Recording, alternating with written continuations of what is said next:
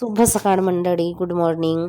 नवीन दिवसाची नवीन सुरुवात मी माझा आवरून सकाळच्या स्वयंपाकाला लागली. जेवणामध्ये वरण भात भाजी आणि पोळी आहे. हा आहे रुद्रांचा नवीन टिफिन.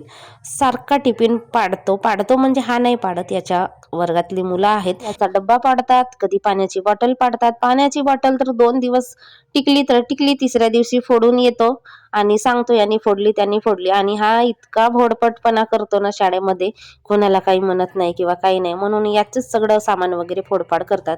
मग काय रुद्रांश शाळेत गेला आणि तितक्यातच ना काड्या घेऊन जाणाऱ्या बाया होत्या, म्हणजे चुलीमध्ये जाळायसाठी.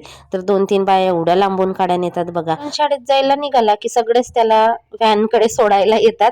मग तो गेला की मग मी त्यांना घेऊन येते इकडे गेटकडे.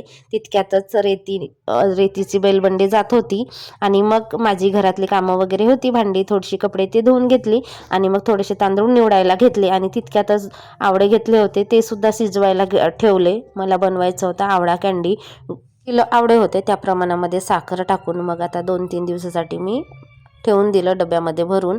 आणि संध्याकाळी गेलो आम्ही फिरायला बघा. तर रुद्रांशला तर काही दिसलं की ते बघत असतं.